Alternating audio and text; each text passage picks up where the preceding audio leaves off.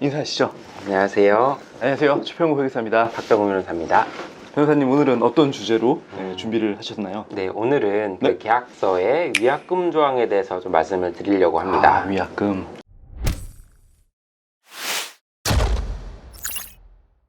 회계사님, 그 위약금에 대해서 좀 알고 계세요? 위약금까지 가는 케이스를 제 주변에서 접한 경우는 없다 보니까 네. 사실 그 조항이 계약서 내에 어떻게 반영돼 있고 어떻게 해야 문제가 없이 수월하게 될 수 있는지에 대한 사실 이게 개념과 경험이 없거든요. 네네. 막상 분쟁이 되면 근데 그런 케이스는 있는 것 같아요. 진짜 그러한 문제들이 구체적으로 기술이 되어 있지 않다 보니까 이 분쟁이 더 커지고 길어지고 뭔가 명확하게 끝나지 않기 때문에 들어가는 에너지 소모? 뭐 이런 거로 인해 뭐 시간과 비용이 낭비되는 그런 케이스는 본 적이 있는 것 같습니다. 네네. 그 위약금에 대해서 대체적인 이제 의미 정도 알고 계신 것 같습니다. 네. 제가 다시 한번 좀 풀어서 말씀을 드리자면은 위약금의 용어는 뭐 위반했다 할 때 위자입니다. 그 다음에 약은 약속, 약정 이런 뜻이고요. 그 다음 금은 이제 돈이겠죠. 그래서 어떠한 약정을 위반했을 때 지급해야 되는 돈이라고 생각하시면 됩니다. 부동산 계약을 하실 때 임대차 계약이든 또는 매매 계약이든 일반적으로 매수인이 또는 임차인이 계약을 체결할 때 지급하는 돈이 있죠. 네. 그게 보통 몇 프로인지 회계사님 아세요? 10%? 네, 보통 10% 지급을 하시고 계약을 하십니다. 그러면 이후에 만약에 매도인 또는 이제 임대인이 변심을 해서 임대차 계약이든 매매든 진행하지 않고자 한다면은 매도인의 입장에서는 어떻게 하면은 그 계약에서 벗어날 수 있을까요? 잠시만요. 죄송합니다.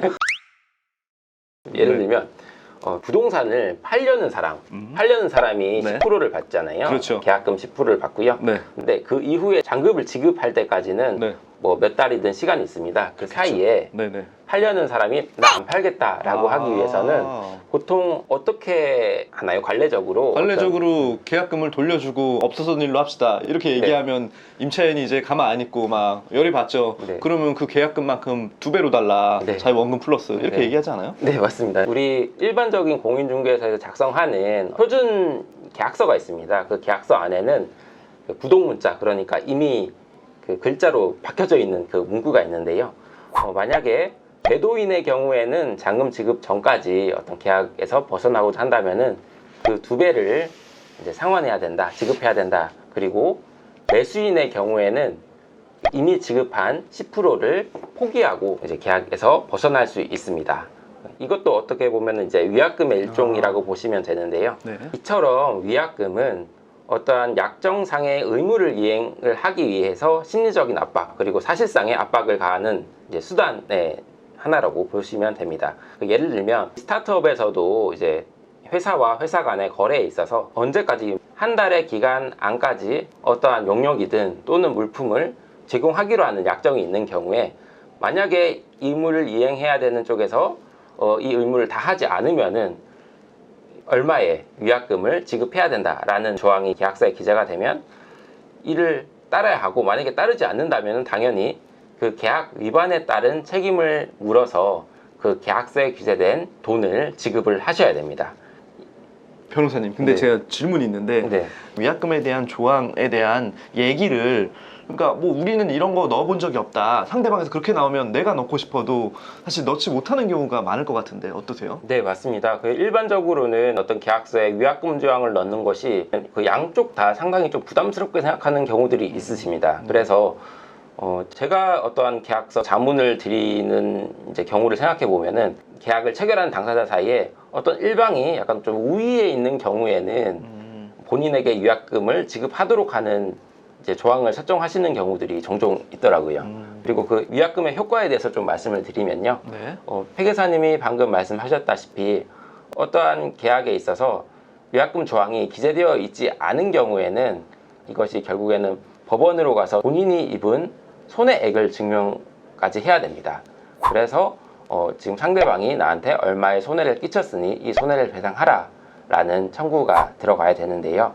그런데 만약에 그 계약서에 위약금 조항이 있다면은 계약 위반 사실 그리고 그 계약서에 특정 액수에 또는 특정 비율의 위약금 조항이 규정되어 있는 사실만을 증명하면은 계약서에 기재된 위약금에 상당하는 돈을 받을 수 있도록 청구할 수 있는 것이 원칙입니다. 그러면은 계약서에 특별한 언급이 안 돼 있는데 누군가가 한 일방의 잘못으로 자기는 피해를 받고 그 피해에 대해서 계약서에 명시는 안 돼 있지만 어찌됐건 기본적인 뭐 상법상의 상거래상 내가 손해를 입었으면 상대방한테 그 배상액을 청구는 할 수 있는 거네요. 네, 맞습니다. 피해액을 입증하는 것 자체가 너무 어렵기 네, 때문에 네. 위약금 조항이 들어가 있으면 그 금액은 서로 합의한 내용이니까 네. 그 금액적 보상을 쉽고 빠르게 얻을 수 있는 장점이 있겠네요. 네, 맞습니다. 보통은 어떤 계약 위반 사실이 있더라도 그 계약 위반으로 인해서 얼마의 손해가 발생했는지를 증명하기가 참 쉽지 않은 경우들이 많습니다. 그런데 어떤 위약금 조항을 설정해 두시면은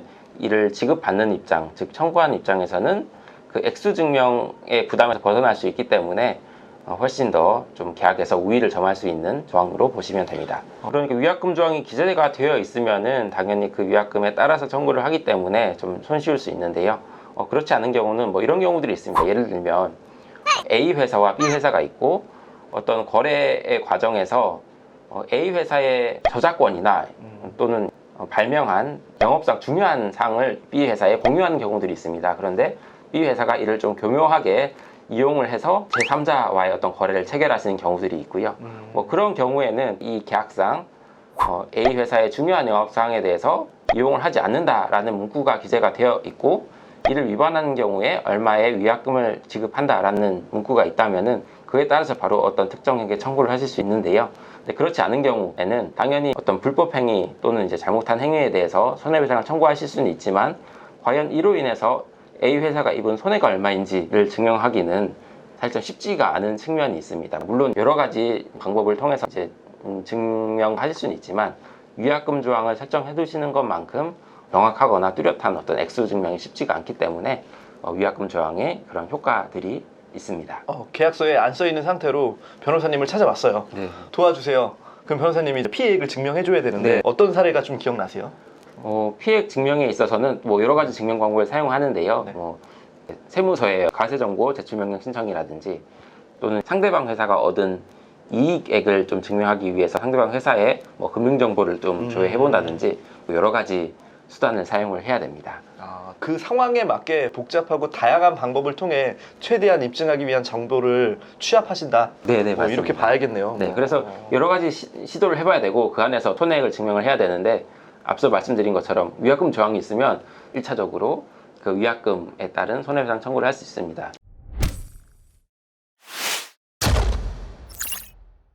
그러면 만약에 위약금 조항이 1억으로 명기가 돼 있다. 네. 근데 실질적으로 입증 가능한 피해액이 막 5억 원이 된 거예요. 네. 그러면 5억 원 청구해도 돼요? 그것은 계약서 조항이 어떻게 설정되어 있는지에 따라 다른데요. 네네. 일단은 손해를 입으신 입장에서는 모든 손해를 청구하실 수 있는데 이것은 법적으로 좀 복잡할 수 있는데요. 아까 말씀하셨던 용어 중에서 위약벌이라는 용어가 또 있어요. 네. 위약금과 위약벌은 그 성격이 달라서 그 효과도 조금씩 다릅니다. 그래서 네네. 그러한 경우에는 계약서 문헌이 어떻게 기재되어 있는지에 따라 다릅니다. 예를 들면 계약서에서 그 위약금을 지급해야 된다 또는 위약벌을 지급해야 된다. 다만 그 추가적인 손해가 있는 경우에는 추가로 손해배상 청구를 할 수 있다라는 문구까지 기재가 되어 있다면은 그 청구하시는 입장에서는 위약금으로 설정된 1억뿐만 아니라 그 이상의 손해까지 같이 청구하실 수 있습니다. 그럼 문구가 없으면 그렇게 하기는 좀 쉽지 않다. 좀 그것은 해석의 여지가 있습니다. 만약에 그 당사자 사이의 계약에서 그 이상의 손해까지 손해배상을 청구하기로 예정되어 있는 것인지 또는 그보다 손해가 많은 경우에도 그 액수로 한정해서 손해를 청구하는 것인지 그 해석의 문제가 좀 있기 때문에 그 문제는 좀 검토를 해봐야 될 문제일 것 같습니다. 그러니까 아예 뭐 여지가 닫혀 있는 건 아니고 네. 다양한 법적 해석과 그 전체적인 계약서의 내용들을 보셔야 된다. 네, 맞습니다.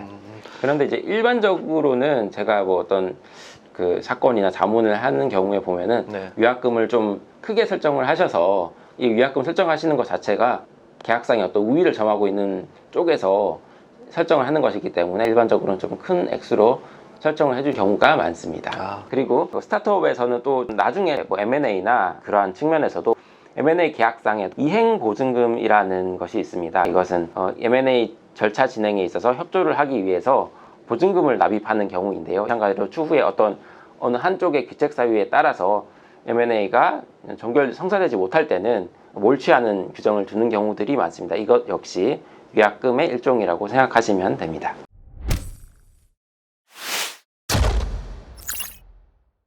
그리고 만약에 위약금 약정이 있고 이를 위반함으로 인해서 결국에는 이제 소송회까지 진행이 된다. 그 경우에 그럼 계약서에 기재된 위약금이 모두 인정될 것인지에 대해서 좀 설명을 드리겠습니다.